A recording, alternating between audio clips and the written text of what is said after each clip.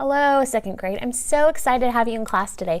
We're starting a new project working with clay. We are going to make a clay self-portrait ornament for your tree at home or something to decorate and hang in your room. The first thing you need to do is take the clay that I give you. It should be shaped into a ball. It will look already pushed together. When you get this clay, it is important that you don't do this or squeeze it or mush it or play with it, because it's going to take away some of the condensed shape that I already put it in, and you want this to kind of have a shape like this. It makes it easier to roll, and I've already applied pressure and pushed it together. So make sure that you're not touching it too much with your hands, because if you apply oil, it can crack the clay. So the second thing you need at your table is a rolling pin, and you're going to roll this clay into what is called a slab. A slab is a flat piece of clay. Don't roll it too thin or it can break. So here is one step. You roll this direction. Now this is probably not going to be wide enough, so we're going to flip it this way and roll it again.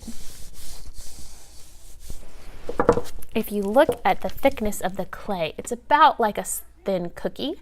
You don't want to over roll it, or if it gets too thin, like maybe this side, it can break. You want the smooth side with no cracks. And this is the slab we'll be working with. Then you're going to take a cookie cutter at your table. I want you to pick a shape that looks like you. So if you're a girl, pick the girl shape. If you have long hair, pick one of these. There's two types, one with a bow that's shorter and one with no bow that's a little taller. You can also, for the boy shapes, you can pick a taller shape with no hair, or you can pick this shape that has a little baseball cap on. I'm going to pick the larger girl shape because I'm going to make an ornament that looks like me. So out of all these shapes, this one is probably close. So I'm going to measure and make sure it can fit on the clay slab I just made. And so far, so good. I think it fits. Once I find where I'm going to stamp it in, I just press down with my hands and push really hard. I'm going to take the remaining clay off of it. It should just peel right off. And when I have this clay, I'm going to remove it and put it to the side. With my person, I'm going to take my finger and just gently poke it out of my cookie cutter. Don't poke too hard or it can break. You just want to gently remove it. I'm noticing here all the clay didn't get removed from my person, so that's when I come in with a clay tool. This is a stick with a point. This is going to help remove that extra clay. So I'm going to come in, it's like a little procedure. You want to cut out that extra clay and chip it away. So I'm going to come down here and be gentle, and it should come right off. Then I want a smooth surface. Here's where the fun can begin. This is where you get to decorate and design and make this look like you. So if you like to wear dresses, I would leave this dress on your person. If you don't like to wear dresses and you like to wear shorts or pants, I would cut this little wing off here and this wing off, and then put a line through the middle. That would make it look like you're wearing pants. So I would remove those parts. I'm going to keep the dress because I like dresses. So one way I can fix the lines that I made is just by pushing it together with my finger. But if you want to make a different outfit, you can. So this one is a dress, and I'll just draw a little line at the bottom. I can make a scoop for my neck, sleeves. I can design a pattern on my dress.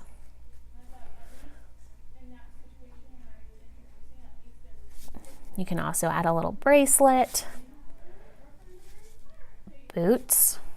You can decorate your shoes. Hair. And then eyes.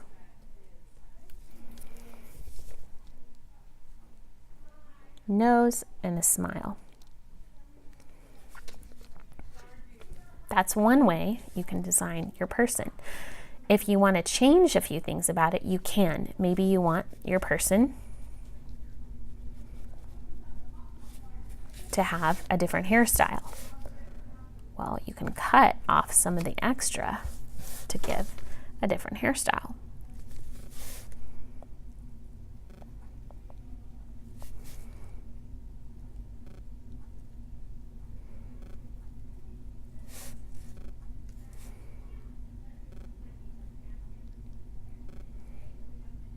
Add a necklace.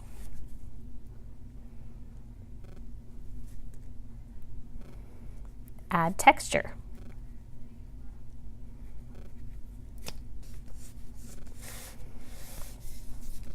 Add design. So once you have your person finished,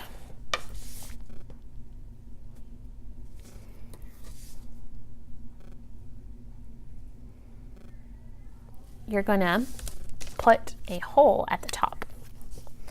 This is so we can put a string on it and hang it. So the hole will be around the top of the head. Flip it over and write your name on the back.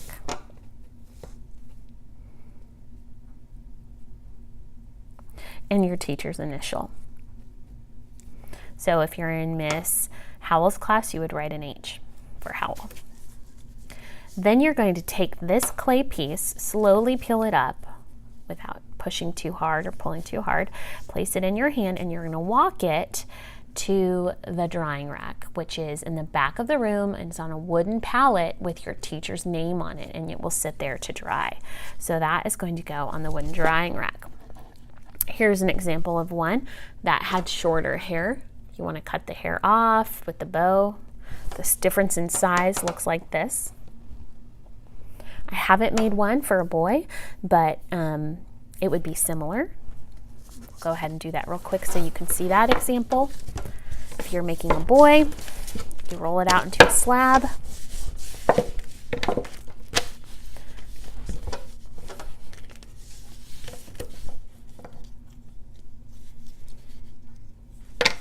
Get the extra off. Decide what you want him to wear.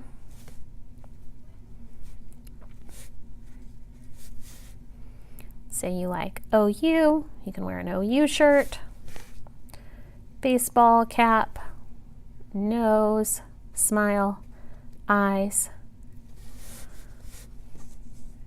shoes, hole at the top. And you can also add squiggle lines for details in the hair.